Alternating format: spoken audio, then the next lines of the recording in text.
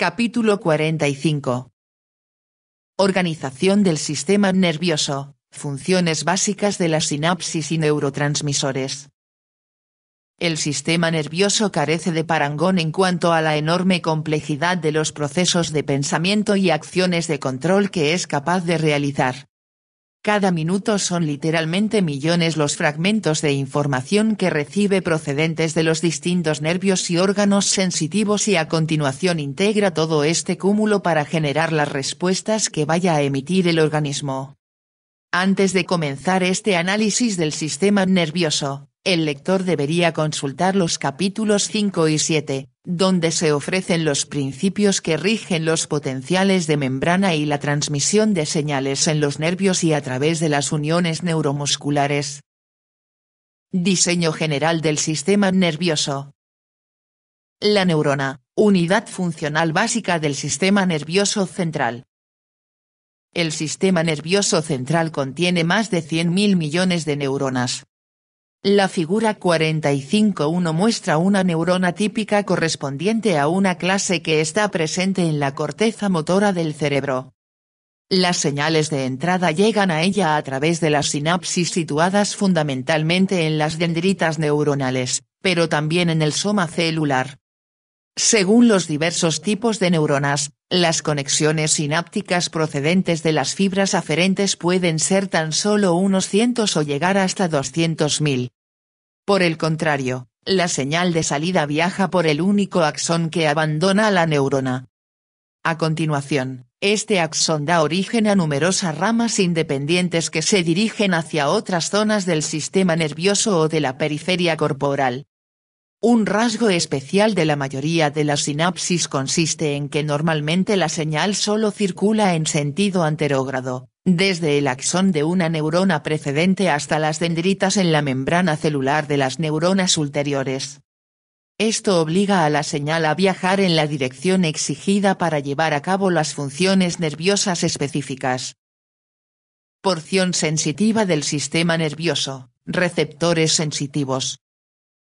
La mayor parte de las actividades del sistema nervioso se ponen en marcha cuando las experiencias sensitivas excitan los receptores sensitivos, ya sean de carácter visual en los ojos, auditivo en los oídos, táctil en la superficie del organismo o de otros tipos. Estas experiencias sensitivas pueden desencadenar reacciones inmediatas del encéfalo, o almacenarse su recuerdo durante minutos, semanas o años y determinar reacciones corporales en algún momento futuro. La figura 45.2 muestra la porción somática del sistema sensitivo, que transmite información sensitiva desde los receptores repartidos por la superficie de todo el cuerpo y desde algunas estructuras profundas.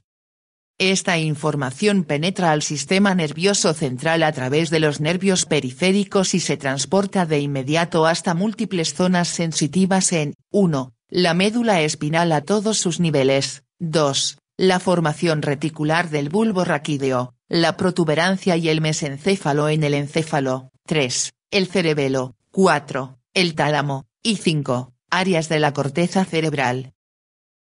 Porción motora del sistema nervioso, efectores. A fin de cuentas, la misión más importante del sistema nervioso consiste en regular las diversas actividades del organismo. Para desempeñarla, debe controlar los siguientes aspectos: 1. La contracción de los músculos esqueléticos adecuados en todo el cuerpo, 2. La contracción de la musculatura lisa de las vísceras, y 3. La secreción de sustancias químicas activas por parte de las glándulas exocrinas y endocrinas en muchas zonas del organismo. En conjunto, estas actividades se denominan funciones motoras del sistema nervioso y los músculos y las glándulas reciben el nombre de efectores porque representan las estructuras anatómicas reales que ejecutan las funciones dictadas por las señales nerviosas. La figura 45.3 muestra el eje nervioso motor esquelético del sistema nervioso cuya actividad está dedicada a controlar la contracción de la musculatura esquelética. Un segundo elemento, llamado sistema nervioso autónomo, opera de forma paralela a su acción, estando encargado de controlar la musculatura lisa, Las glándulas y otros sistemas corporales internos, su estudio se aborda en el capítulo 60. Obsérvese en la figura 45.3 que los músculos esqueléticos pueden controlarse a múltiples niveles del sistema nervioso central, como por ejemplo, 1. La médula espinal, 2. La formación reticular del bulbo raquídeo, la protuberancia y el mesencéfalo, 3. Los ganglios basales, 4. El cerebelo, y 5. La corteza motora. Cada una de estas regiones cumple su propia función específica. Las más inferiores se ocupan básicamente de las respuestas musculares instantáneas y automáticas a los estímulos sensitivos, mientras que las superiores lo hacen de los movimientos musculares complejos e intencionales sometidos al control de los procesos cerebrales de pensamiento. Procesamiento de la información, función integradora del sistema nervioso. Una de las funciones más importantes del sistema nervioso consiste en elaborar la información que le llega de tal modo que dé lugar a las respuestas motoras y mentales adecuadas. El encéfalo descarta más del 99% de toda la información sensitiva que recibe por carecer de interés o de importancia. Por ejemplo, corrientemente uno no tiene conciencia de las diversas porciones de su cuerpo que están en contacto con la ropa, ni tampoco de la presión originada por el asiento sobre el que descansa. En este mismo sentido, solo llama la atención un objeto que ocupe el campo visual esporádicamente, e incluso los eternos sonidos de nuestro entorno suelen quedar relegados al inconsciente. Pero cuando una información sensitiva importante excita la mente, de inmediato resulta encauzada hacia las regiones motoras e integradoras oportunas del encéfalo para suscitar las respuestas deseadas. Esta canalización y tratamiento de la información se denomina función integradora del sistema nervioso. Así, si una persona pone la mano sobre una estufa caliente, la respuesta instantánea pretendida consiste en levantarla. Y esto deja paso a otras respuestas asociadas, como apartar todo el cuerpo de la estufa y a veces incluso gritar de dolor. Cometido de la sinapsis en el procesamiento de la información. La sinapsis es el punto de unión de una neurona con la siguiente. Más adelante examinamos en este mismo capítulo los detalles sobre la función sináptica. Sin embargo, es importante advertir ya que las sinapsis determinan las direcciones de propagación que toma cualquier señal por el sistema nervioso. En algunas la transmisión de una neurona a la siguiente no plantea problemas, mientras que en otras se plantean dificultades. Asimismo, las señales facilitadoras e inhibidoras procedentes de otras regiones del sistema nervioso tienen la capacidad de controlar la transmisión sináptica, a veces abriendo las sinapsis para efectuar la comunicación y en otras ocasiones cerrándolas. Además, algunas neuronas postsinápticas responden con un amplio número de impulsos de salida y otras lo hacen solo con unos pocos. Por tanto, las sinapsis efectúan una acción selectiva, muchas veces bloquean las señales débiles a la vez que dejan pasar las más potentes, pero en otras circunstancias seleccionan y amplifican ciertas señales débiles, y con frecuencia las encarrilan en muchas direcciones en vez de en una sola. Almacenamiento de la información, memoria. Normalmente es solo una pequeña fracción de la información sensitiva más importante la que provoca una respuesta motora inmediata. En cambio, una gran parte del resto se guarda para controlar las actividades motoras en el futuro y para su utilización en los procesos de reflexión. La mayor parte del almacenamiento tiene lugar en la corteza cerebral, pero hasta las regiones basales del encéfalo y la médula espinal pueden conservar pequeñas cantidades de información. La acumulación de la información es el proceso que llamamos memoria, y también constituye una función de la sinapsis. Cada vez que determinados tipos de señales sensitivas atraviesan una secuencia de sinapsis, estas adquieren una mayor capacidad para transmitir ese mismo tipo de señal la próxima vez, situación que llamamos facilitación. Después de que las señales sensitivas hayan recorrido la sinapsis un gran número de ocasiones, su facilitación es tan profunda que las señales generadas dentro del propio encéfalo también pueden originar la transmisión de impulsos a lo largo de la misma serie de sinapsis, incluso cuando no haya sido estimulada su entrada sensitiva.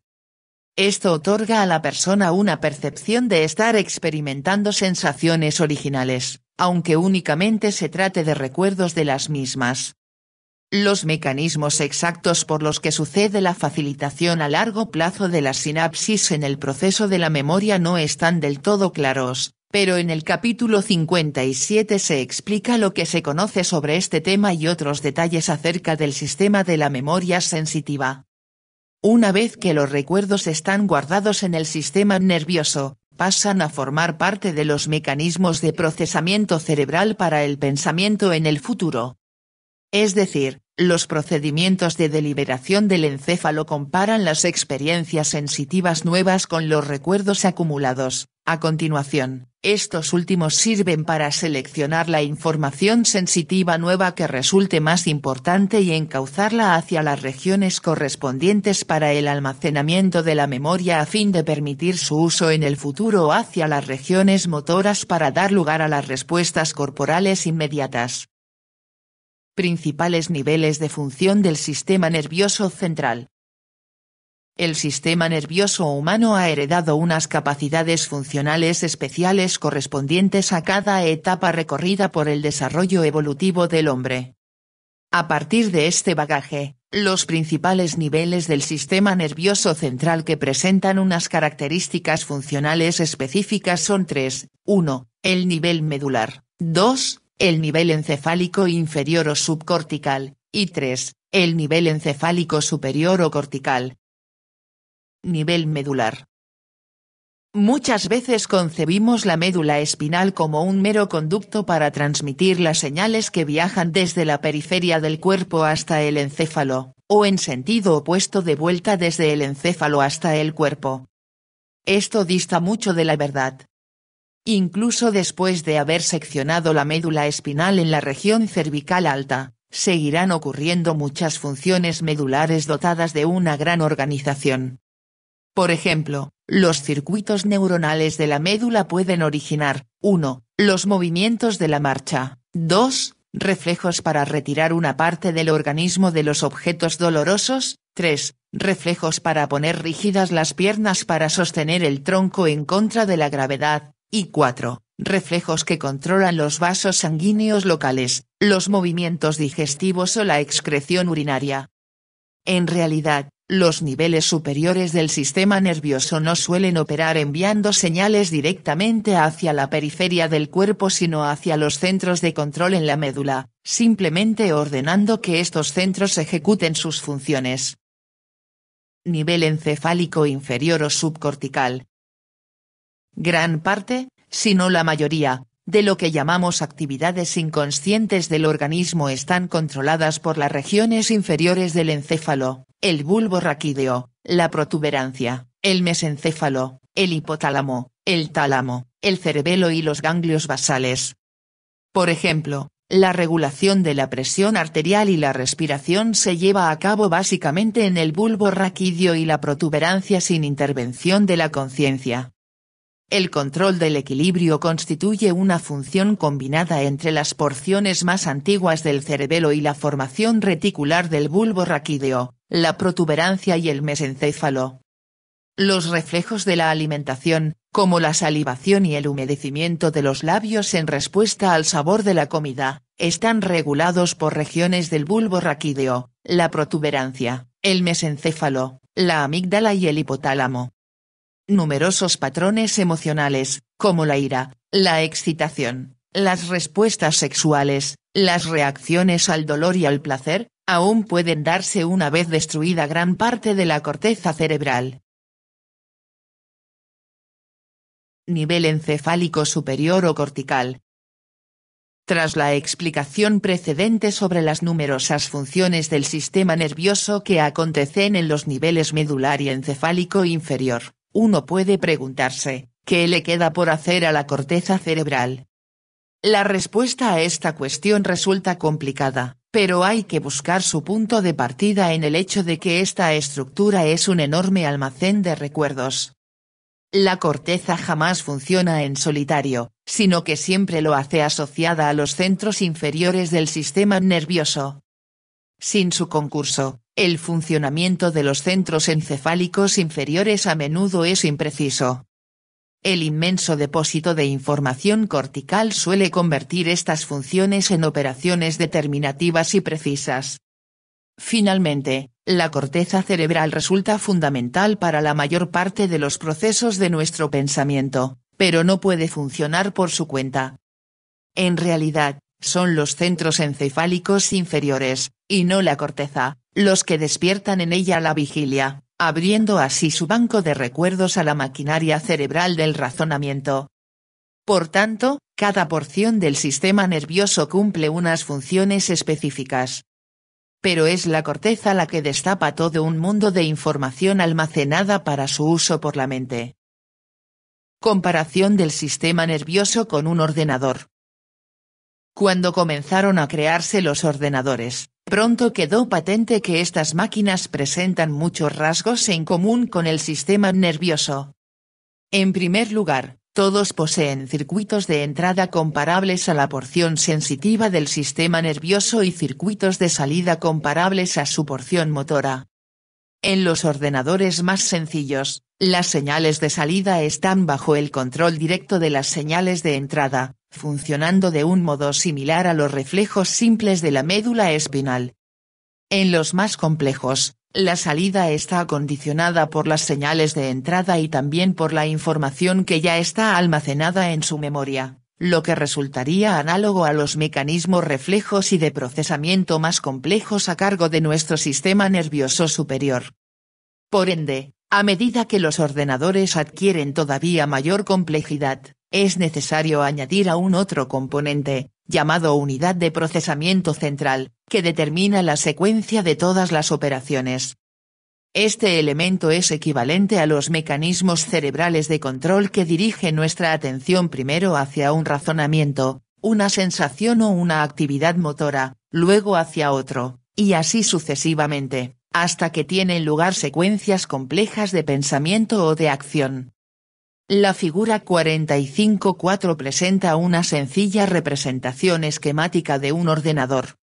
Incluso un estudio apresurado de esta imagen pone de manifiesto su semejanza con el sistema nervioso.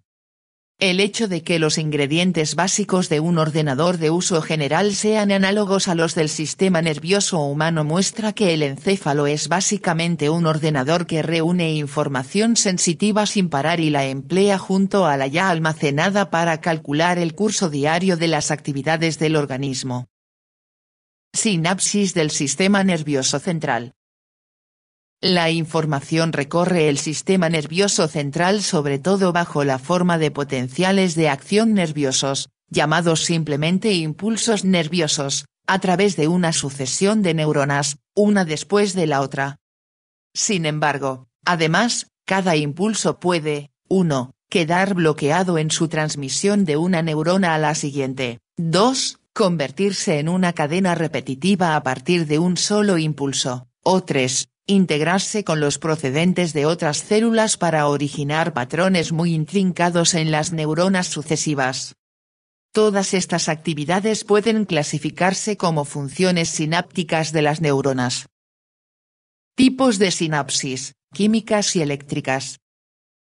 Hay dos tipos principales de sinapsis, 1, la sinapsis química y 2, la sinapsis eléctrica. Casi todas las sinapsis utilizadas para la transmisión de señales en el sistema nervioso central del ser humano son sinapsis químicas. En ellas, la primera neurona segrega un producto químico denominado neurotransmisor, o muchas veces llamado sencillamente sustancia transmisora, a nivel de la terminación nerviosa, que a su vez actúa sobre las proteínas receptoras presentes en la membrana de la neurona siguiente para excitarla, inhibirla o modificar su sensibilidad de algún otro modo. Hasta hoy se han descubierto más de 40 sustancias transmisoras importantes. Entre las mejor conocidas figuran las siguientes: acetilcolina, noradrenalina, adrenalina, histamina, ácido gamma aminobutírico, glicina, serotonina y glutamato. Por el contrario, las sinapsis eléctricas se caracterizan por la presencia de unos canales fluidos abiertos que conducen electricidad directamente desde una célula a la siguiente.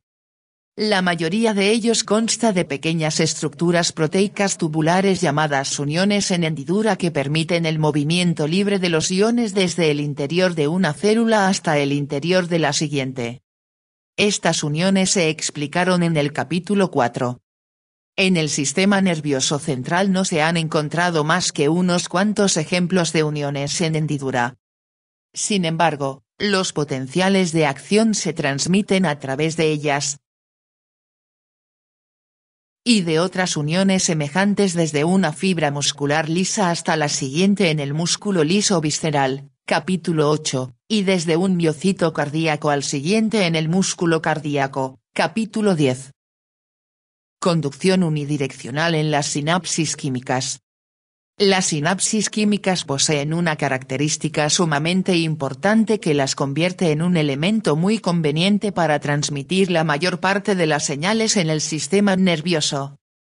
Siempre conducen las señales en un solo sentido, es decir, desde la neurona que segrega la sustancia transmisora, denominada neurona presináptica, hasta la neurona sobre la que actúa el transmisor, llamada neurona postsináptica. Este es el principio de la conducción unidireccional de las sinapsis químicas y se aleja bastante de la conducción a través de las sinapsis eléctricas, que muchas veces transmiten señales en ambos sentidos. Piense por un instante sobre la extraordinaria importancia del mecanismo de conducción unidireccional. Da la oportunidad de enviar señales dirigidas hacia objetivos específicos. En efecto, es esta transmisión específica hacia regiones separadas y muy focalizadas, tanto en el sistema nervioso como en los terminales de los nervios periféricos, lo que le permite llevar a cabo sus incontables funciones de sensibilidad, control motor, memoria y otras muchas. Anatomía fisiológica de la sinapsis. La figura 45.5 muestra una típica motoneurona anterior situada en el asta anterior de la médula espinal. Está compuesta por tres partes fundamentales: el soma, que es el cuerpo principal de la neurona, el único axón, que se extiende desde el soma hacia un nervio periférico para abandonar la médula espinal, y las dendritas, que constituyen una gran cantidad de prolongaciones ramificadas del soma con unas dimensiones hasta de 1 milímetro de recorrido hacia las zonas adyacentes en la médula. Sobre la superficie de las dendritas y del soma de la motoneurona se hallan entre 10.000 y 200.000 diminutos botones sinápticos llamados terminales presinápticos, estando aproximadamente del 80 al 95% en las dendritas y solo del 5 al 20% en el soma. Estos terminales presinápticos ocupan el extremo final de las fibrillas nerviosas originadas en muchas otras neuronas.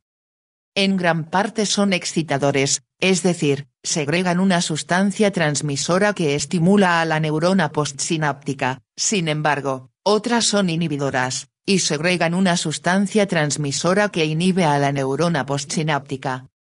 Las neuronas pertenecientes a otras porciones de la médula y el encéfalo se distinguen de la motoneurona anterior en los siguientes aspectos: 1. Las dimensiones del soma celular; 2. La longitud, el tamaño y el número de dendritas, que oscila desde casi 0 a muchos centímetros; 3. La longitud y el tamaño del axón; y 4. El número de terminales presinápticos, que puede oscilar desde tan solo unos pocos hasta llegar a 200.000. Estas variaciones hacen que las neuronas situadas en las diversas partes del sistema nervioso reaccionen de forma dispar a las señales sinápticas llegadas y por tanto, ejecuten muchas funciones diferentes. Terminales presinápticos. Los estudios efectuados sobre los terminales presinápticos con el microscopio electrónico muestran que poseen variadas formas anatómicas, pero en su mayoría se parecen a pequeños botones redondos u ovalados y por tanto, a veces se les llama botones terminales, botones, pies terminales o botones sinápticos. La figura 45.6 ofrece la estructura básica de una sinapsis, con un solo terminal presináptico emplazado sobre la superficie de la membrana de una neurona postsináptica. El terminal está separado del soma neuronal postsináptico por una hendidura sináptica cuya anchura suele medir de 200 a 300 angstroms. En él existen dos estructuras internas de importancia para la función excitadora o inhibidora de la sinapsis, las vesículas transmisoras y las mitocondrias. Las vesículas transmisoras contienen la sustancia transmisora que, cuando se libera a la hendidura sináptica, excita o inhibe la neurona postsináptica, excita si la membrana neuronal posee receptores excitadores e inhibe si tiene receptores inhibidores. Las mitocondrias aportan trifosfato de adenosina, ATP, que a su vez suministra energía para sintetizar más sustancia transmisora. Cuando se propaga un potencial de acción por un terminal presináptico, la despolarización de su membrana hace que una pequeña cantidad de vesículas viertan su contenido hacia la hendidura.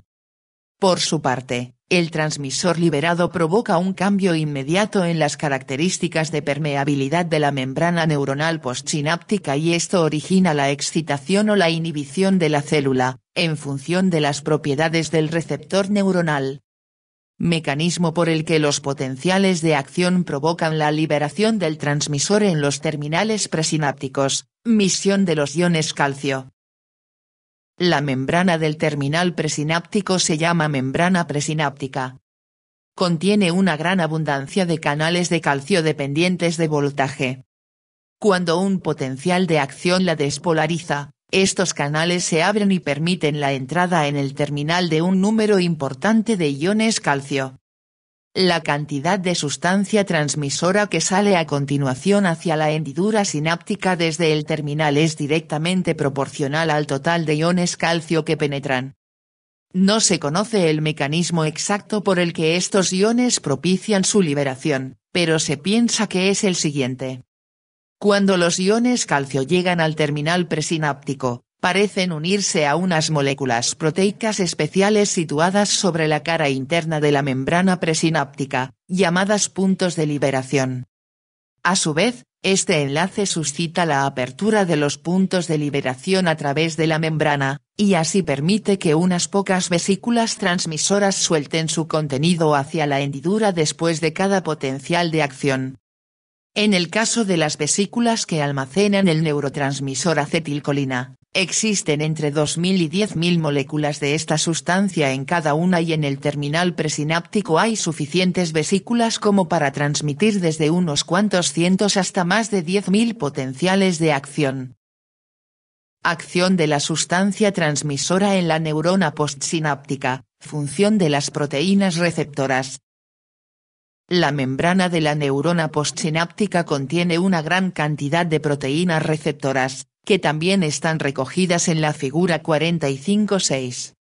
Las moléculas de estos receptores poseen dos elementos importantes, 1, un componente de unión que sobresale fuera desde la membrana hacia la hendidura sináptica y donde se fija el neurotransmisor procedente del terminal presináptico, y 2. Un componente ionóforo que atraviesa toda la membrana postsináptica hasta el interior de la neurona postsináptica.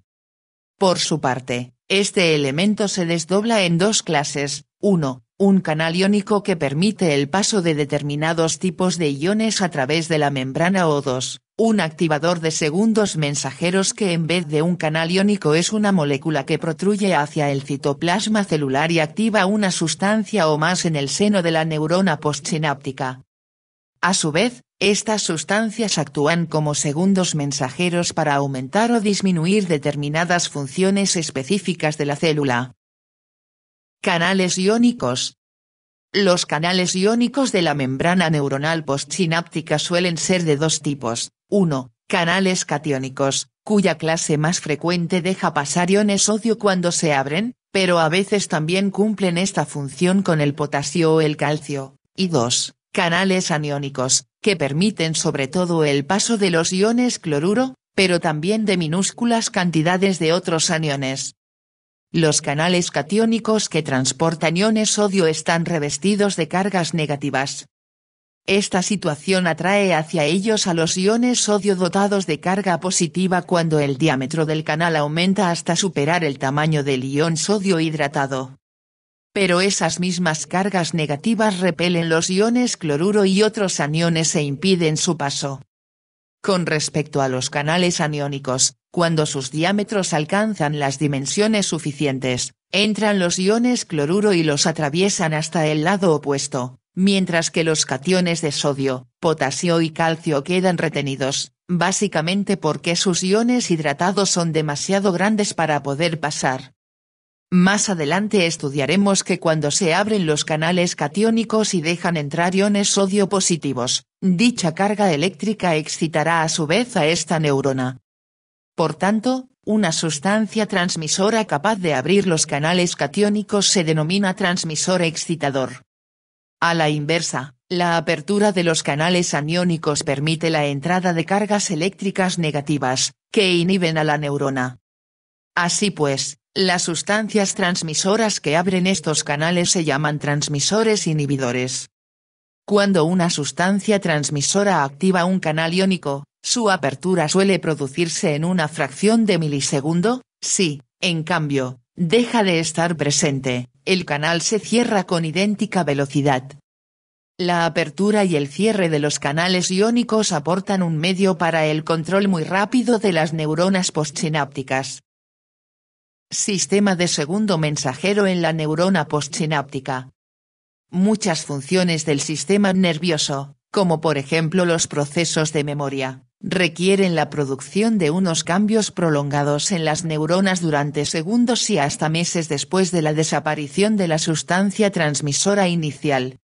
Los canales iónicos no son idóneos para originar una variación prolongada en las neuronas postsinápticas, porque se cierran en cuestión de milisegundos una vez desaparece la sustancia transmisora. Sin embargo, en muchos casos, se consigue una excitación o una inhibición neuronal postsináptica a largo plazo al activar un sistema químico de segundo mensajero en el interior de esta misma célula, y a continuación será este elemento el que genere el efecto duradero. Existen diversos tipos de sistemas de segundo mensajero. Uno de los más frecuentes recurre a un grupo de proteínas llamadas proteínas G. La figura 45.7 muestra una proteína receptora de membrana en el ángulo superior izquierdo. Una proteína G está unida a la porción del receptor que sobresale hacia el interior de la célula. A su vez, la proteína G consta de tres elementos, un componente alfa, que es la porción activadora de la proteína G, y unos componentes beta y gamma que están pegados al componente alfa y también al interior de la membrana celular adyacente a la proteína receptora. Al activarse por un impulso nervioso, la porción alfa de la proteína G se separa de las porciones beta y gamma y así queda libre para desplazarse por el citoplasma de la célula. Dentro del citoplasma, el componente alfa desprendido ejecuta una función o más entre múltiples posibles, según las características específicas de cada tipo de neurona. En la figura 45.7 se recogen 4 de los cambios que pueden suceder. Son los siguientes: 1. Apertura de canales iónicos específicos a través de la membrana celular postsináptica. En el extremo superior derecho de la figura se observa un canal de potasio que está abierto en respuesta a la proteína G. Este canal suele permanecer así durante un tiempo prolongado, a diferencia del rápido cierre experimentado por los canales iónicos activados directamente que no recurren al sistema de segundo mensajero. 2. Activación del monofosfato de adenosina cíclico o del monofosfato de guanosina cíclico en la neurona. Recuerde que tanto el AMP cíclico como el GMP cíclico pueden activar una maquinaria metabólica muy específica en la neurona y por tanto, poner en marcha cualquiera de las múltiples respuestas químicas, entre ellas los cambios prolongados en la propia estructura celular, que a su vez modifican la excitabilidad de la neurona a largo plazo. 3. Activación de una enzima intracelular o más. La proteína G puede activar directamente una enzima intracelular o más. A su vez, las enzimas pueden estimular cualquiera de las numerosas funciones químicas específicas en la célula. 4. Activación de la transcripción génica. Este es uno de los efectos más importantes ocasionados por la activación de los sistemas de segundo mensajero, debido a que la transcripción génica puede provocar la formación de nuevas proteínas en el seno de la neurona, modificando de ese modo su maquinaria metabólica o su estructura. En efecto, se sabe en general que aparecen cambios estructurales en las neuronas oportunamente activadas, sobre todo en los procesos de memoria a largo plazo. Está claro que la activación de los sistemas de segundo mensajero dentro de la neurona, ya pertenezcan al tipo de la proteína G o a otras clases, resulta importantísima para variar las características de la respuesta a largo plazo en diferentes vías neuronales. Volveremos a este tema con mayor detalle en el capítulo 57, cuando estudiemos las funciones de memoria en el sistema nervioso. Receptores excitadores o inhibidores en la membrana postsináptica. Algunos receptores postsinápticos, cuando se activan, provocan la excitación de la neurona postsináptica, y otros su inhibición. La importancia de poseer tanto el tipo inhibidor de receptor como el excitador radica en que aporta una dimensión añadida a la función nerviosa, dado que permite tanto limitar su acción como excitarla. Entre los distintos mecanismos moleculares y de membrana empleados por los diversos receptores para provocar la excitación o la inhibición figuran los siguientes. Excitación. 1. Apertura de los canales de sodio para dejar pasar grandes cantidades de cargas eléctricas positivas hacia el interior de la célula postsináptica. Esto eleva el potencial de membrana intracelular en sentido positivo hasta el nivel umbral para la excitación. Es el medio que se emplea más a menudo con diferencia para ocasionar la excitación. 2. Depresión de la conducción mediante los canales de cloruro, de potasio ambos.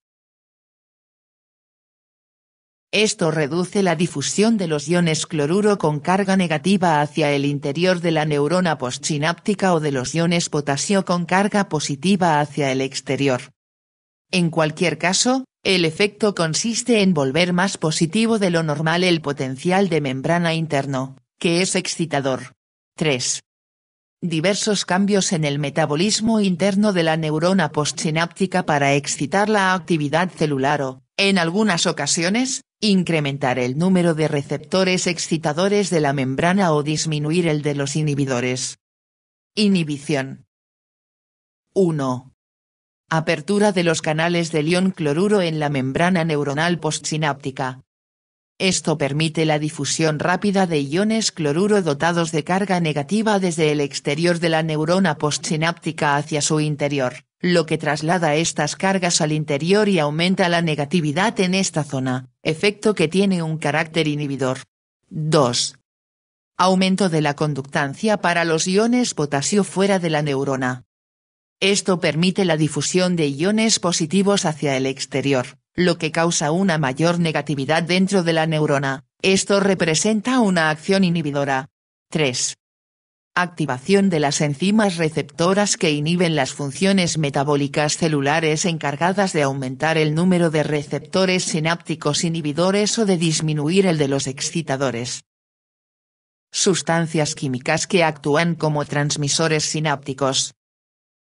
En más de 50 sustancias químicas se ha comprobado o se ha propuesto su acción como transmisores sinápticos. Muchas de ellas están recogidas en las tablas 45.1 y 45.2, que muestra dos grupos de transmisores sinápticos. Uno comprende transmisores de acción rápida y molécula pequeña.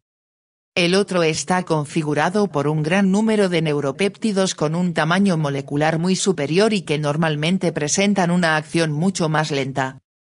Los transmisores de acción rápida y molécula pequeña son los que producen las respuestas más inmediatas del sistema nervioso, como la transmisión de señales sensitivas hacia el encéfalo y de señales motoras hacia los músculos. Por el contrario, los neuropéptidos suelen provocar acciones más prolongadas, como los cambios a largo plazo en el número de receptores neuronales, la apertura o el cierre duraderos de ciertos canales iónicos y tal vez incluso las modificaciones persistentes en la cantidad de sinapsis o en su tamaño. Transmisores de acción rápida y molécula pequeña. En la mayoría de los casos, los tipos de transmisores de molécula pequeña se sintetizan en el citoplasma del terminal presináptico. Y las numerosas vesículas transmisoras presentes a este nivel los absorben por transporte activo. A continuación, cada vez que llega un potencial de acción al terminal presináptico, las vesículas liberan su transmisor a la hendidura sináptica en pequeños grupos. Esto suele suceder en cuestión de milisegundos o menos según el mecanismo descrito antes. La siguiente acción de un transmisor de este tipo sobre los receptores de la membrana en la neurona postsináptica normalmente también ocurre en un plazo de otros milisegundos o menos. Lo más frecuente es que el efecto consista en incrementar o disminuir la conductancia que presentan los canales iónicos. Un ejemplo sería aumentar la conductancia al sodio, lo que causa una excitación, o la del potasio o el cloruro, lo que supone una inhibición. Reciclado de las vesículas de molécula pequeña. Las vesículas que se almacenan y liberan transmisores de molécula pequeña se reciclan continuamente y se utilizan una y otra vez. Una vez que se fusionan con la membrana sináptica y se abren para verter la sustancia transmisora, la membrana de la vesícula simplemente forma parte al principio de la membrana sináptica. Sin embargo, pasados unos segundos a minutos, la porción correspondiente a la vesícula se invagina hacia el interior del terminal presináptico y se desprende para configurar una nueva vesícula. Y esta membrana vesicular aún contiene las proteínas enzimáticas adecuadas o las proteínas de transporte necesarias para sintetizar o concentrar la sustancia transmisora una vez más en su interior. La acetilcolina es un típico transmisor de molécula pequeña que obedece a los principios de síntesis y liberación antes expuestos. Esta sustancia transmisora se sintetiza en el terminal presináptico a partir de acetilcoenzima A y colina en presencia de la enzima acetiltransferasa de colina. A continuación, se transporta a sus vesículas específicas. Cuando más tarde se produce su salida desde ellas a la hendidura sináptica durante la transmisión de la señal nerviosa en la sinapsis, se degrada de nuevo con rapidez en acetato y colina por acción de la enzima colinesterasa, que está presente en el retículo formado por proteoglucano que rellena el espacio de la hendidura sináptica. Y después, una vez más, las vesículas se reciclan en el interior del terminal presináptico. La colina sufre un transporte activo de vuelta hacia el terminal para repetir su empleo en la síntesis de nueva acetilcolina. Características de algunos de los más importantes transmisores de molécula pequeña. Los más importantes transmisores de molécula pequeña son los siguientes. La acetilcolina se segrega por las neuronas situadas en muchas regiones del sistema nervioso, pero específicamente en 1. Los terminales de las células piramidales grandes de la corteza motora. 2. Diversos tipos diferentes de neuronas pertenecientes a los ganglios basales. 3. Las motoneuronas que inervan los músculos esqueléticos. 4. Las neuronas preganglionares del sistema nervioso autónomo. 5. Las neuronas posganglionares del sistema nervioso parasimpático. Y 6. Parte de las neuronas posganglionares del sistema nervioso simpático. En la mayoría de los casos, la acetilcolina posee un efecto excitador, sin embargo, se sabe que ejerce acciones inhibidoras en algunas terminaciones nerviosas parasimpáticas periféricas, como la inhibición del corazón a cargo de los nervios vagos. La noradrenalina se segrega en los terminales de muchas neuronas cuyos somas están situados en el tronco del encéfalo y el hipotálamo.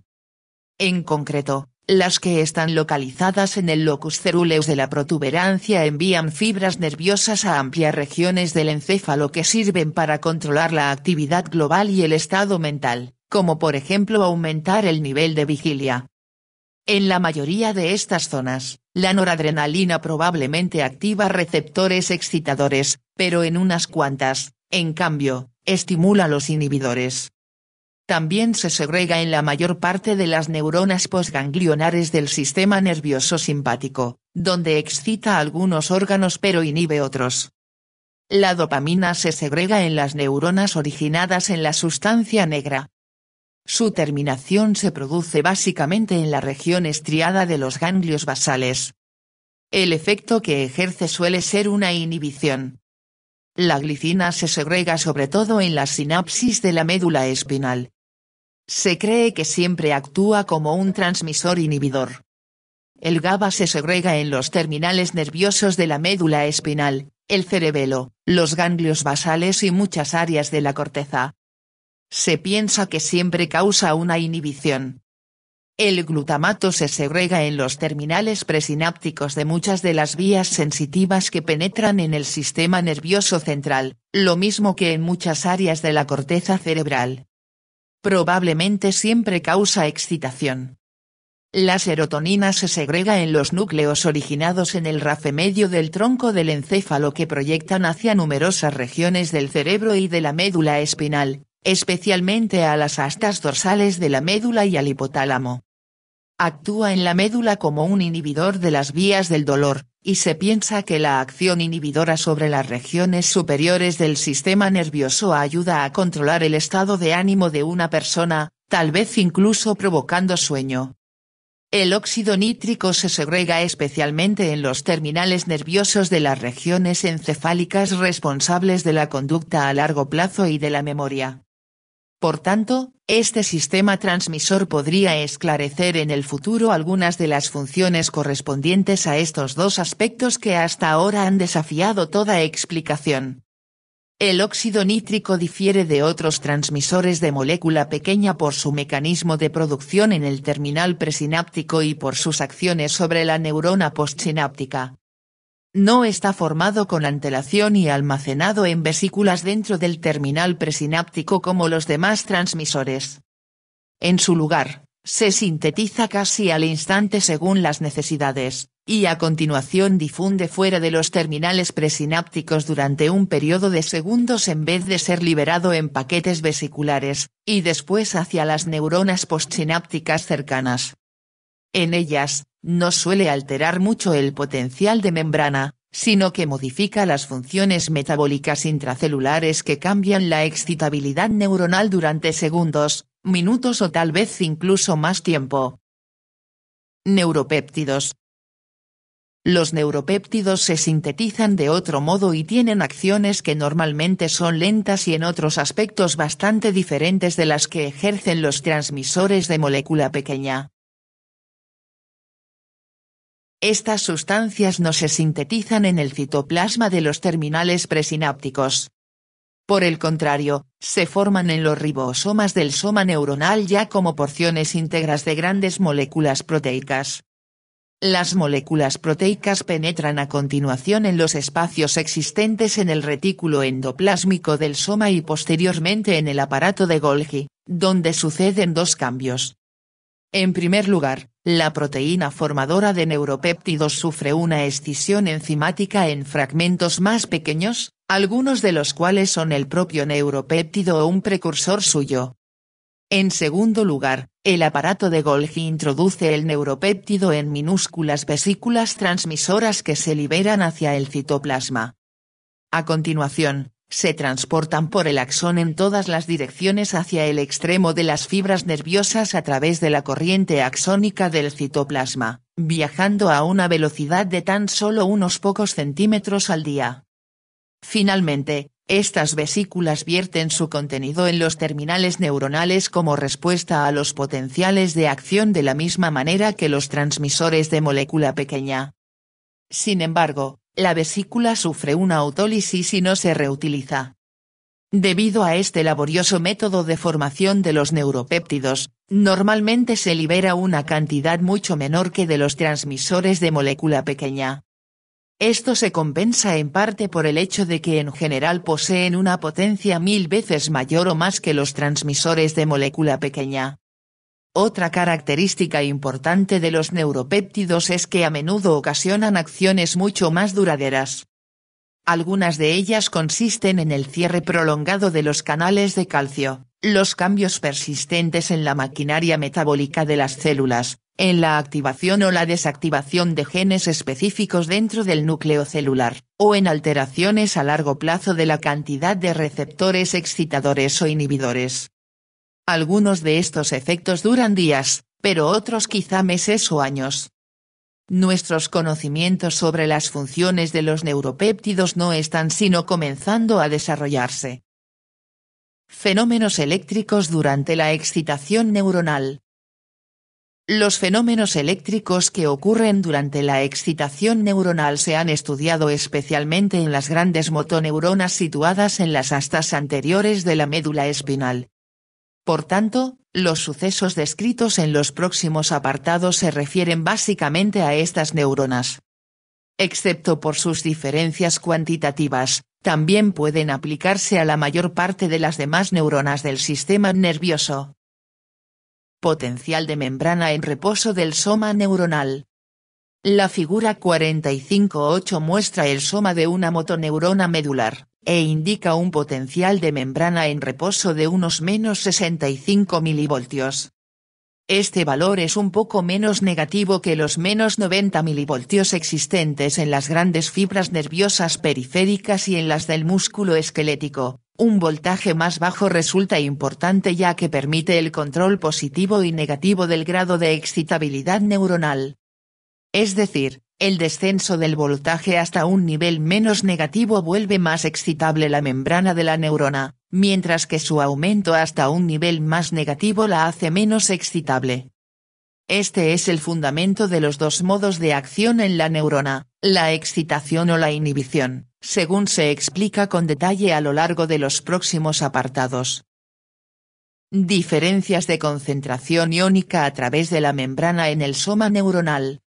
La figura 45.8 también muestra las diferencias existentes a ambos lados de la membrana del soma neuronal en la concentración de los tres iones más importantes para el funcionamiento celular, los iones sodio, potasio y cloruro.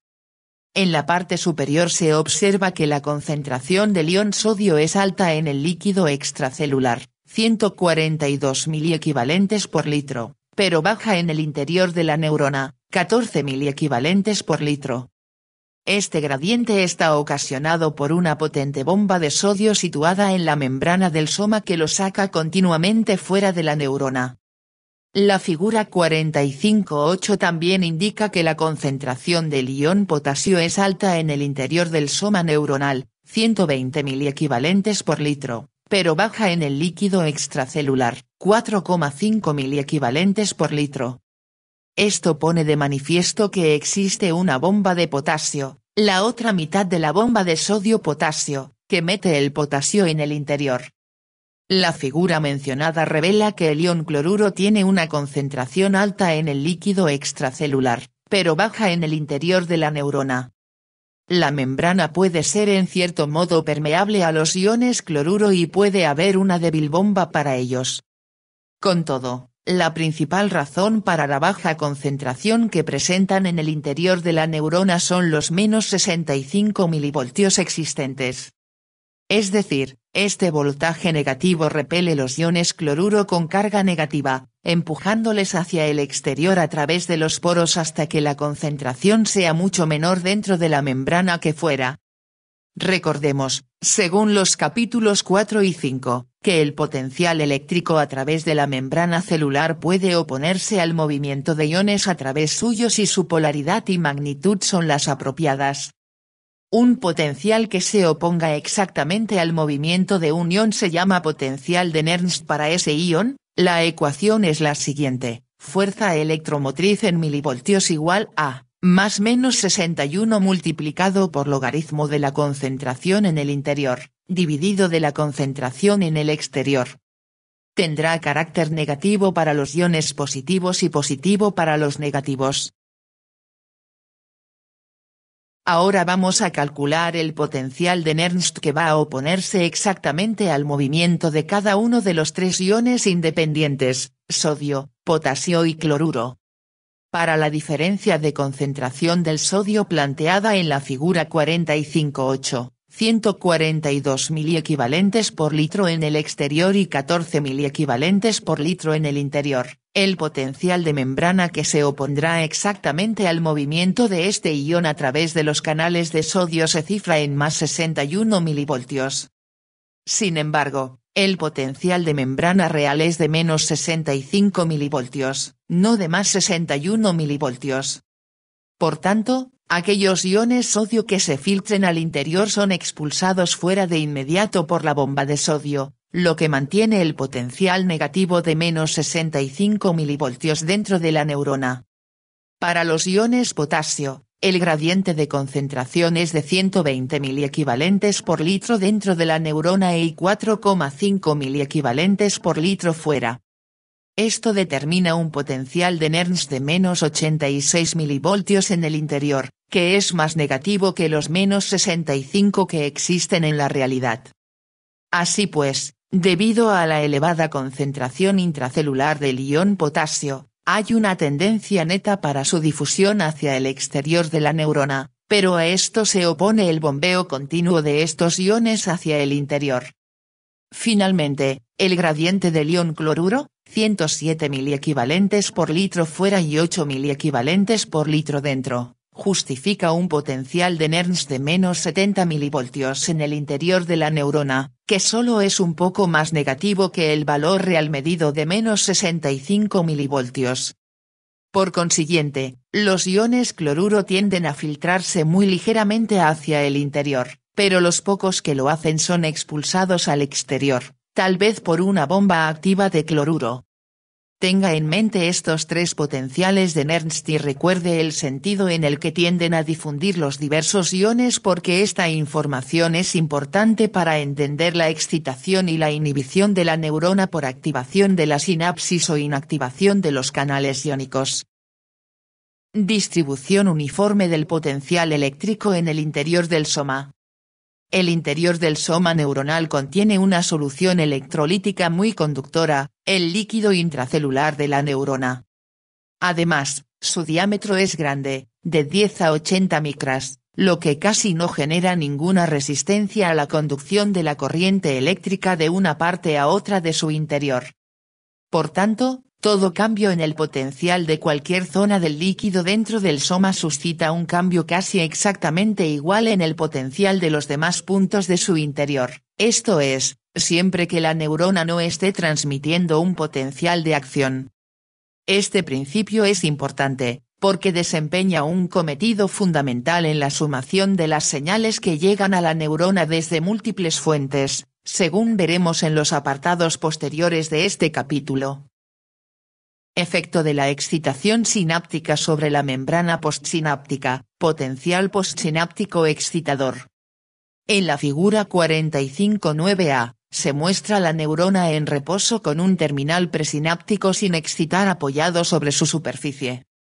El potencial de membrana en reposo en cualquier punto del soma es de menos 65 milivoltios. La figura 45.9b presenta un terminal presináptico que ha segregado un transmisor excitador hacia la hendidura existente entre su extremo y la membrana del soma neuronal.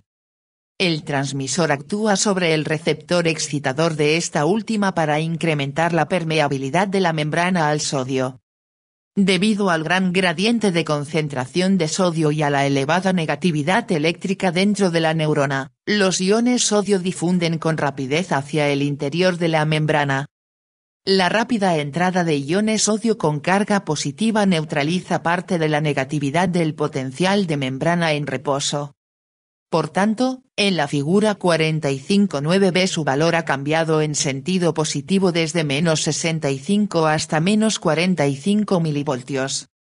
Este ascenso positivo en el voltaje por encima del potencial de reposo normal en la neurona, es decir, hacia un valor menos negativo, se llama potencial postsináptico excitador, debido a que si sube lo suficiente en este sentido, desencadenará un potencial de acción en la neurona postsináptica, estimulándola. En este caso, el potencial postsináptico excitador es de más 20 mV, es decir, 20 mV más positivo que el valor de reposo. Sin embargo, debemos hacer una advertencia. La descarga de un solo terminal presináptico nunca es capaz de incrementar el potencial neuronal desde menos 65 mV hasta menos 45. Un ascenso de tal magnitud requiere el disparo simultáneo de muchos terminales, unos 40 a 80 para una motoneurona anterior corriente, al mismo tiempo o en una rápida sucesión. Esto sucede por un proceso llamado sumación, que se analiza con detalle en los próximos apartados. Generación de potenciales de acción en el segmento inicial del axón a su salida de la neurona, umbral de excitación. Cuando el potencial postsináptico excitador sube lo suficiente en sentido positivo, llega a un punto en el que pone en marcha un potencial de acción en la neurona. Sin embargo, este potencial no empieza en las inmediaciones de las sinapsis excitadoras. En su lugar, empieza en el segmento inicial del axón al nivel en que esta estructura abandona el soma neuronal.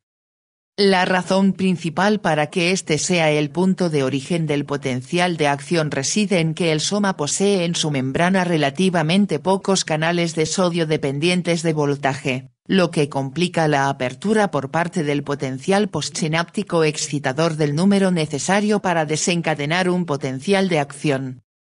Por el contrario, la membrana del segmento inicial presenta una concentración 7 veces superior que el soma de canales de sodio dependientes de voltaje y por tanto, puede generar un potencial de acción con mucha mayor facilidad que este último. El potencial postsináptico excitador que suscitará un potencial de acción en el segmento inicial del axón está entre más 10 y más 20 mV. Esto contrasta con los más 30 o más 40 mV requeridos como mínimo en el soma. Una vez que comienza el potencial de acción, viaja en sentido periférico a lo largo del axón y normalmente también en sentido retrógrado hacia el soma. En algunos casos, incluso retrocede hacia las dendritas, pero no a todas ellas, pues, al igual que el soma, tienen muy pocos canales de sodio dependientes de voltaje y por tanto a menudo son incapaces de generar ni un solo potencial de acción. Así pues, en la figura 45.9b se observa que el umbral de excitación de la neurona es de unos menos 45 mV, lo que representa un potencial postsináptico excitador de más 20 mV, es decir, 20 mV más positivo que el potencial neuronal de reposo normal de menos 65 mV. Fenómenos eléctricos durante la inhibición neuronal. Efecto de la sinapsis inhibidora sobre la membrana postsináptica, potencial postsináptico inhibidor. Las sinapsis inhibidoras sobre todo abren canales de cloruro, lo que permite el paso sin problemas de estos iones. Ahora bien, para comprender cómo inhiben la neurona postsináptica, debemos recordar lo que aprendimos sobre el potencial de Nernst para los iones cloruro. Calculamos que en este caso dicha variable mide unos menos 70 mV. Se trata de un potencial más negativo que los menos 65 mV presentes normalmente en el interior de la membrana neuronal en reposo. Por tanto, la apertura de los canales de cloruro permitirá el movimiento de estos iones con carga negativa desde el líquido extracelular hacia el interior, lo que volverá más negativo de lo normal el potencial de membrana interno, acercándolo al nivel de menos 70 mV. La apertura de los canales de potasio dejará que estos iones de carga positiva se desplacen hacia el exterior y esto también volverá más negativo de lo normal el potencial de membrana interno. Así pues, la entrada de cloruro más la salida de potasio elevan el grado de negatividad intracelular, lo que se denomina hiperpolarización. Esto inhibe a la neurona debido a que el potencial de membrana es aún más negativo que el potencial intracelular normal. Por consiguiente, Un aumento de la negatividad por encima del potencial de membrana en reposo normal se denomina potencial postsináptico inhibidor. La figura 45.9c muestra los efectos sobre el potencial de membrana ocasionados por la activación de las sinapsis inhibidoras, lo que permite la entrada de cloruro a la célula o la salida de potasio a su exterior, con el correspondiente descenso de esta variable desde su valor normal de -65 mV hasta un nivel más negativo de -70 mV. El potencial de membrana resulta 5 mV más negativo de lo normal y por tanto es un potencial postsináptico inhibidor de -5 mV, lo que inhibe la transmisión de la señal nerviosa a través de la sinapsis. Inhibición presináptica. Además de la inhibición originada por las sinapsis inhibidoras que operan en la membrana neuronal, lo que se denomina inhibición postsináptica, muchas veces se produce otro tipo de inhibición en los terminales presinápticos antes de que la señal llegue a alcanzar la sinapsis. Esta clase, llamada inhibición presináptica, sucede del modo siguiente. La inhibición presináptica está ocasionada por la liberación de una sustancia inhibidora en las inmediaciones de las fibrillas nerviosas presinápticas antes de que sus propias terminaciones acaben sobre la neurona postsináptica. En la mayoría de los casos, la sustancia transmisora inhibidora es GABA. Este producto ejerce una acción específica de apertura sobre los canales aniónicos, lo que permite la difusión de una gran cantidad de iones cloruro hacia la fibrilla terminal. Las cargas negativas de estos iones inhiben la transmisión sináptica debido a que anulan gran parte del efecto excitador producido por los iones sodio con carga positiva que también penetran en las fibrillas terminales cuando llega un potencial de acción. La inhibición presináptica ocurre en muchas de las vías sensitivas del sistema nervioso. En realidad, las fibras nerviosas sensitivas adyacentes entre sí suelen inhibirse mutuamente, lo que atenúa la propagación lateral y la mezcla de señales en los fascículos sensitivos. En los capítulos siguientes exponemos la importancia de este fenómeno más a fondo. Evolución temporal de los potenciales postsinápticos. Cuando una sinapsis excitadora estimula la motoneurona anterior, la membrana neuronal se vuelve muy permeable a los iones sodio durante un plazo de 1 o 2 milisegundos. En este periodo tan breve, una cantidad suficiente de iones sodio difunde con rapidez hacia el interior de la motoneurona postsináptica para elevar su potencial intraneuronal en unos pocos milivoltios, lo que crea el potencial postsináptico excitador recogido en las curvas azul y verde de la figura 4510. A continuación, este potencial desciende lentamente a lo largo de los 15 milisegundos siguientes, debido a que este es el tiempo necesario para que escape el exceso de cargas positivas de la neurona excitada y para restablecer el potencial de membrana normal en reposo. En un potencial postsináptico inhibidor ocurre precisamente el efecto contrario, a saber, la sinapsis inhibidora aumenta la permeabilidad de la membrana frente a los iones potasio o cloruro, o frente a ambos, durante 1 o 2 milisegundos, y esto reduce el potencial intraneuronal hasta un valor más negativo que lo normal, creando de este modo el potencial postsináptico inhibidor. Este potencial también se apaga en cuestión de unos 15 milisegundos. Otros tipos de sustancias transmisoras pueden excitar o inhibir la neurona postsináptica durante un periodo mucho más prolongado, cientos de milisegundos o incluso segundos, minutos u horas. Esto es especialmente cierto en el caso de algunos de los transmisores de los neuropéptidos.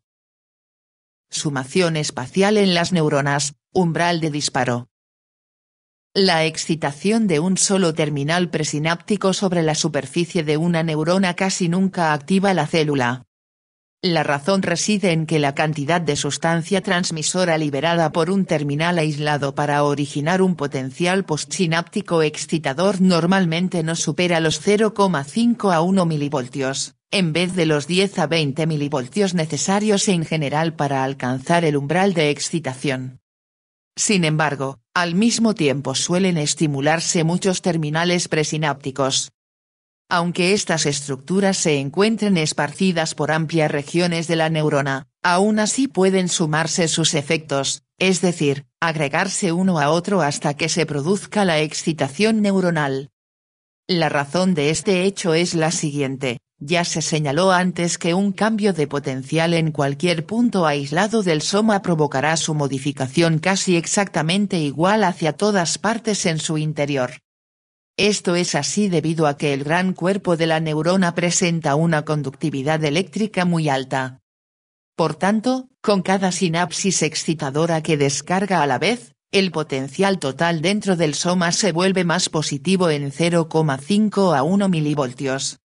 Cuando el potencial postsináptico excitador llegue al nivel suficiente, alcanzará el umbral de disparo y producirá un potencial de acción espontáneamente en el segmento inicial del axón. Esto queda recogido en la figura 45-10. El potencial postsináptico más bajo de esta imagen estaba causado por la estimulación simultánea de 4 sinapsis, el siguiente potencial en intensidad lo estaba por la estimulación de 8, finalmente, un potencial postsináptico excitador aún más alto estaba ocasionado por la estimulación de 16 sinapsis. En este último caso, se había alcanzado el umbral de disparo y se generó un potencial de acción en el axón. Este efecto aditivo de los potenciales postsinápticos simultáneos mediante la activación de múltiples terminales situados en regiones muy espaciadas de la membrana neuronal se denomina sumación espacial. Sumación temporal causada por descargas sucesivas de un terminal presináptico. Cada vez que dispara un terminal presináptico, la sustancia transmisora liberada abre los canales de membrana a lo sumo durante 1 milisegundo más o menos. Pero la modificación del potencial postsináptico dura hasta 15 milisegundos una vez que los canales de membrana sinápticos ya están cerrados. Por tanto, una segunda apertura de estos mismos elementos puede incrementar el potencial postsináptico hasta un nivel aún mayor y cuanto más alta sea la velocidad de estimulación, mayor se volverá el potencial postsináptico. Así pues, las descargas sucesivas de un solo terminal presináptico, si suceden con la rapidez suficiente, pueden añadirse unas a otras, es decir, pueden sumarse. Este tipo de adición se denomina sumación temporal. Sumación simultánea de potenciales postsinápticos excitadores e inhibidores. Si un potencial postsináptico inhibidor tiende a disminuir el potencial de membrana hasta un valor más negativo y al mismo tiempo un potencial postsináptico excitador tiende a elevarlo, estos dos efectos pueden neutralizarse entre sí total o parcialmente.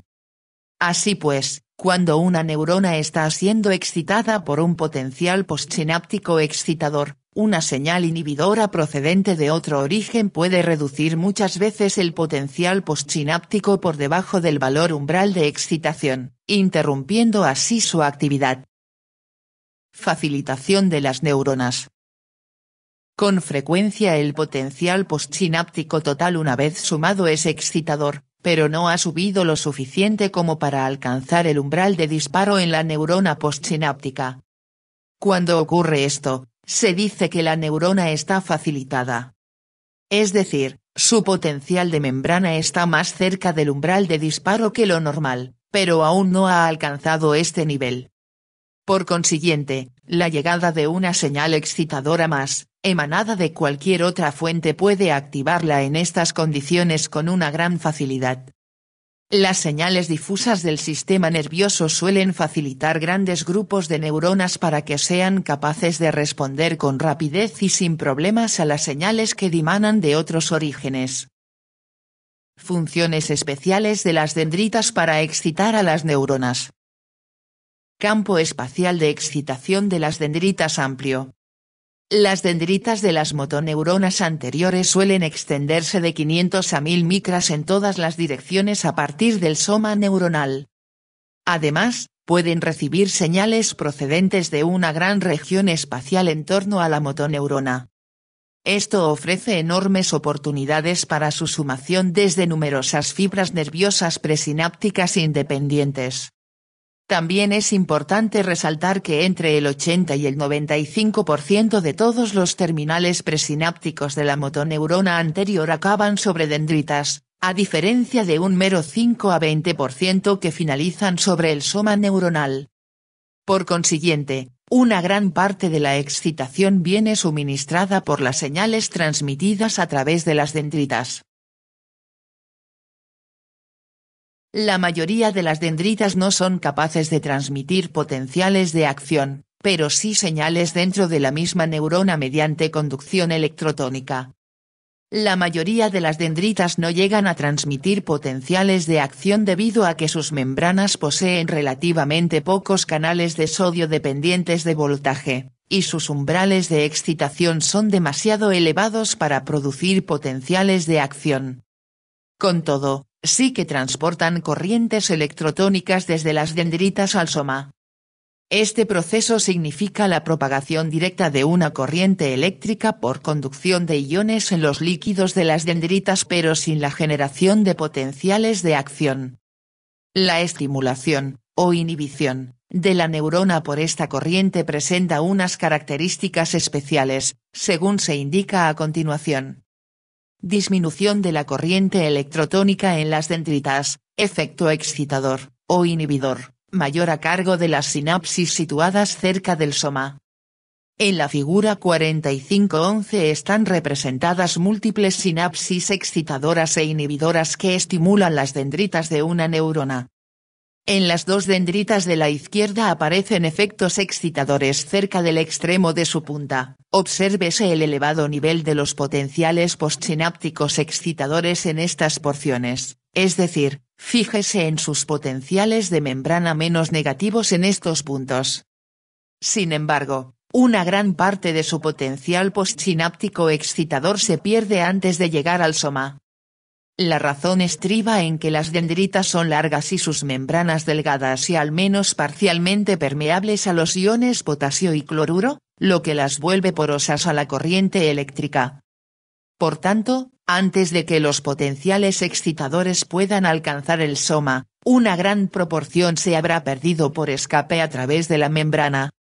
Esta disminución del potencial de membrana a medida que experimenta su propagación electrotónica a lo largo de las dendritas hacia el soma se llama conducción decreciente.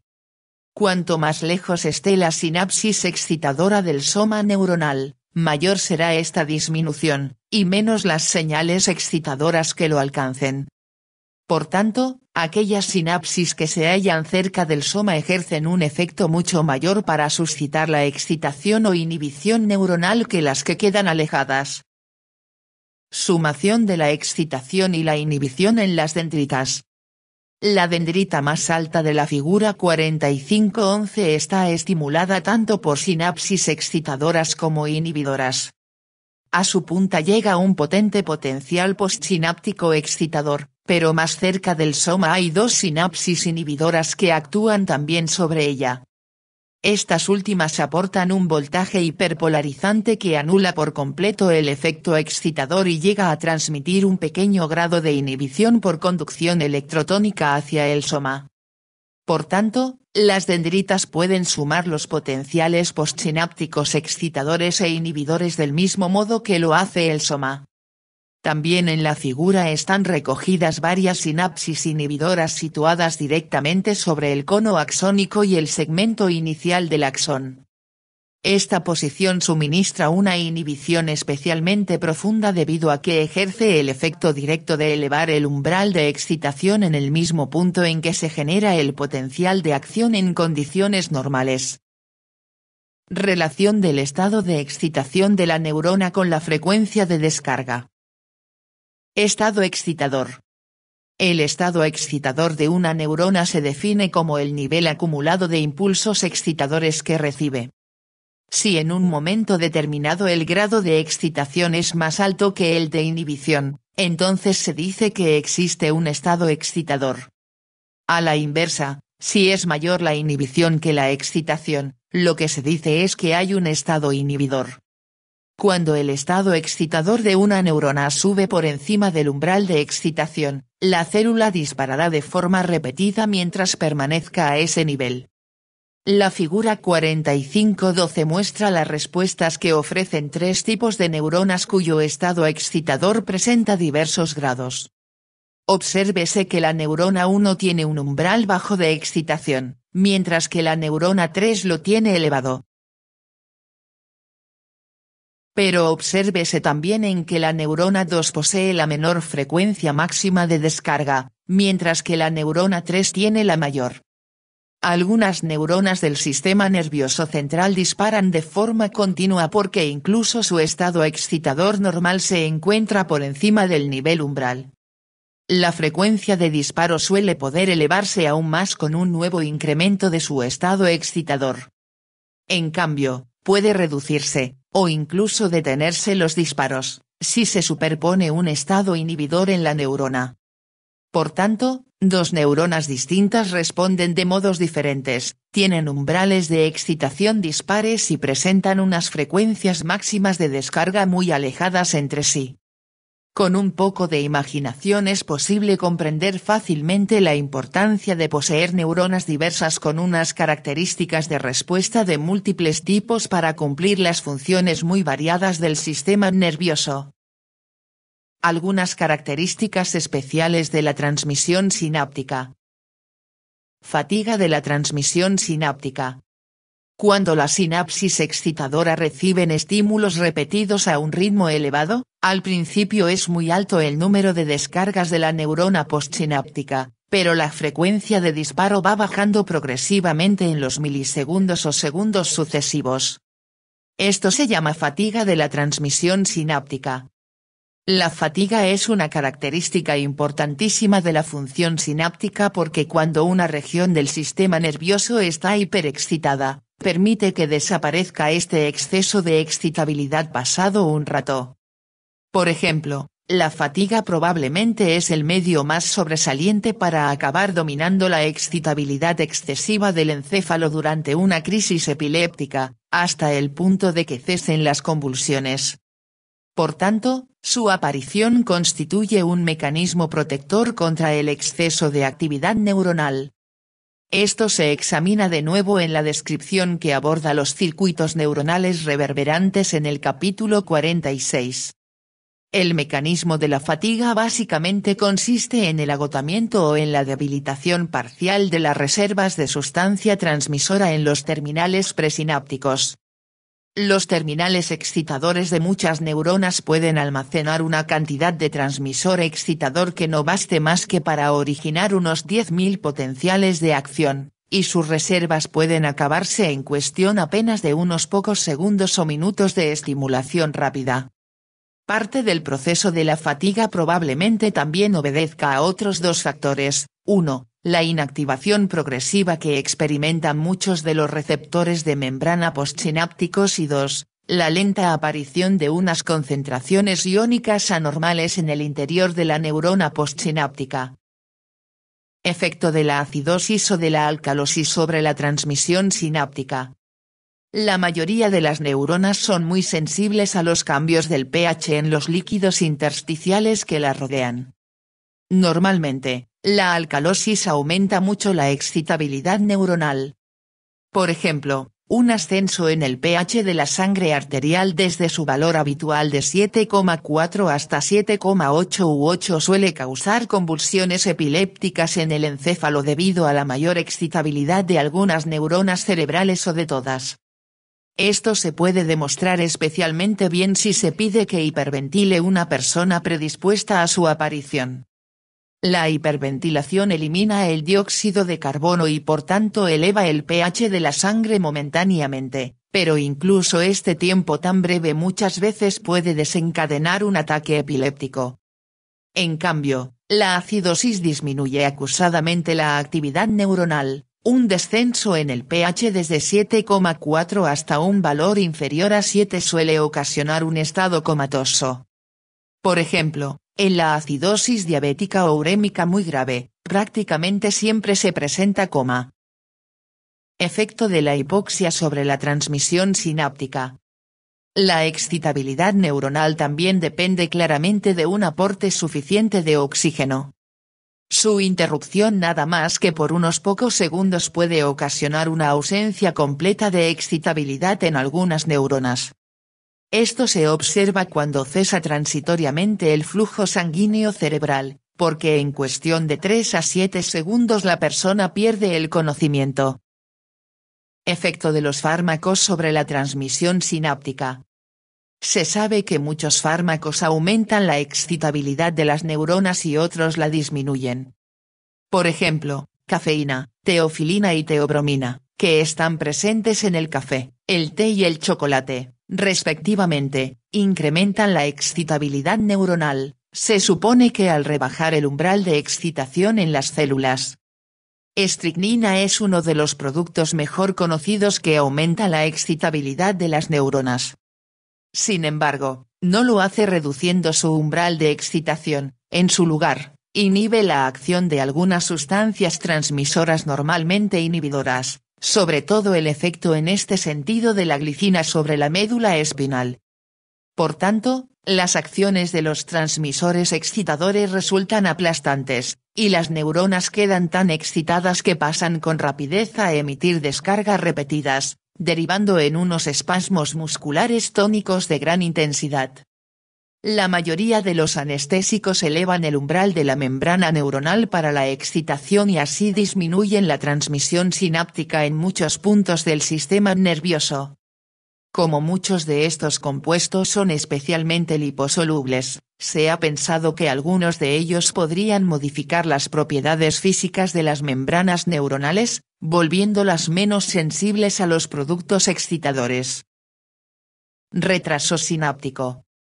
Durante la transmisión de una señal neuronal desde una neurona presináptica hasta otra postsináptica, se consume cierta cantidad de tiempo en el proceso siguiente. 1. Emisión de la sustancia transmisora por el terminal presináptico. 2. Difusión del transmisor hacia la membrana neuronal postsináptica. 3. Acción del transmisor sobre el receptor de la membrana. 4. Intervención del receptor para aumentar la permeabilidad de la membrana. Y 5. Entrada del sodio por difusión para elevar el potencial postsináptico excitador hasta un nivel suficientemente alto como para desencadenar un potencial de acción.